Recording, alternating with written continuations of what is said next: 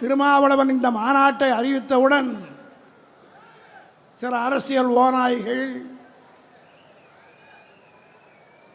அரசியலிலே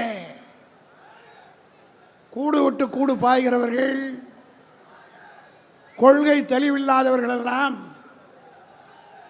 திருமாவளவன் கிளம்பிவிட்டார், இனி இந்த கூட்டணி நிலைக்காது என்று சொன்னார்கள்.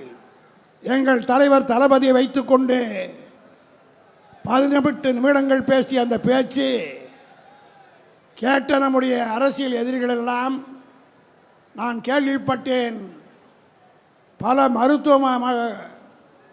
மெடிக்கல் ஸ்டோர்களிலே மறுநாளே கிடைக்கவில்லையா. காரணம் அவ்வளோ வயிற்றுச்சலால் மருந்து கடையில் விற்ற மறுநாள் பூரா விற்று விட்டதாம். அந்த அளவுக்கு நம்முடைய அரசியல் எதிரிகள் வயிற்றெரிச்சலோடு இருக்கிறார்கள். அவர்கள் வயிற்றெரிச்சல் படப்பட இந்த கூட்டணி ஒற்றுமையாகவும் நிலையாகவும் இருக்கும் என்பதை நிரூபிக்கின்ற வகையில் இன்றைக்கு தொல் திருமாவளவன் அவர்கள் திமுகவின் சார்பில் நாங்கள் 2 ஆண்களை அனுப்பி வைக்கிறோம் என்று சொல்லி மற்ற கட்சியின் சார்பில் எல்லாம் மகளிர் வந்தார்கள். திமுகவின் சார்பில் தான் நாங்கள் 20 வந்திருக்கிறோம்.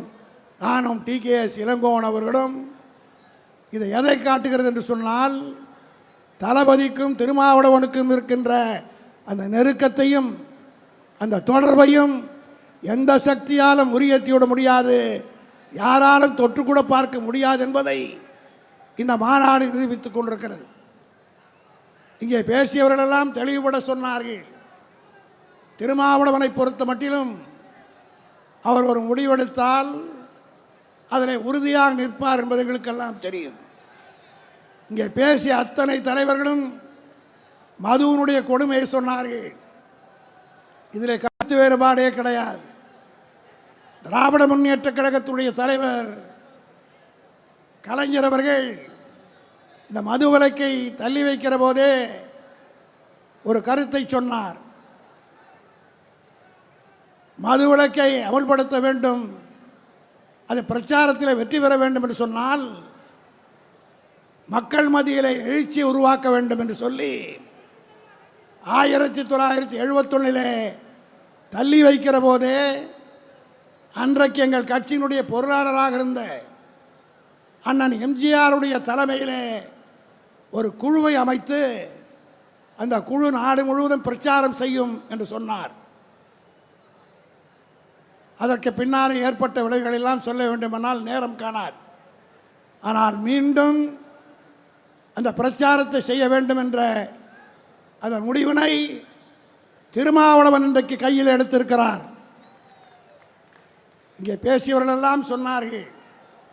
ஒன்றை மட்டும் நான் வலியுறுத்த விரும்புகிறேன்.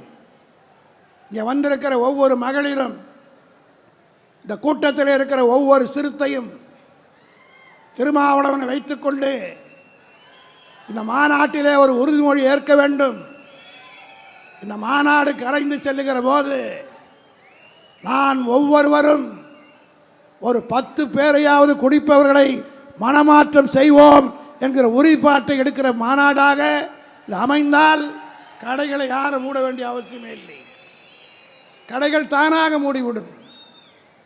ஒன்றை மட்டும் சொல்லி என்னுடைய உரையை நான் நிறைவு செய்கிறேன். எல்லோரும் எல்லா கருத்தையும் சொன்னார்கள். மதுவிலக்கை முதலிலே தமிழ்நாட்டிலே இதே போல்தான் குடும்ப கட்டுப்பாடு வந்தது.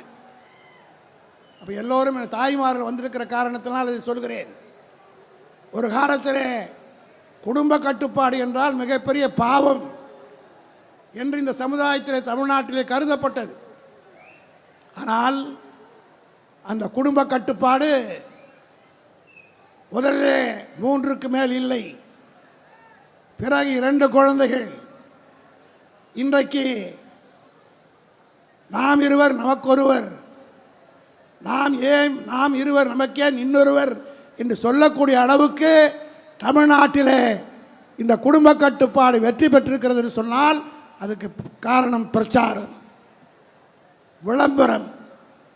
அதைத்தான் செய்ய வேண்டும். ஆனால் அதை செய்ததால் தமிழ்நாட்டுக்கு என்ன ஏற்பட்டது?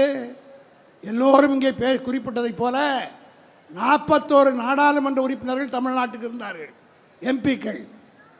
குடும்ப கட்டுப்பாட்டால் ஜனத்தொகை குறைந்ததால் 39ஆக ஒன்றிய அரசு குறைத்து விட்டது. இது போன்ற பல ஆபத்துகள் இருக்கிறது.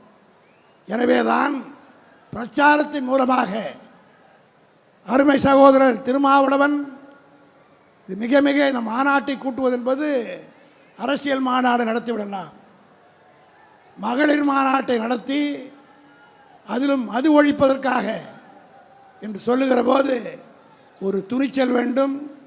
துணிச்சலோடு செய்த திருமாவளவனை திராவிட முன்னேற்றக் கழகத்தின் சார்பாக பாராட்டி என் உரையை நிறைவு செய்கிறேன். செய்திகளை உடனுக்குடனும் துல்லியமாகவும் தெரிந்து கொள்ள சப்ஸ்கிரைப் பண்ணுங்க.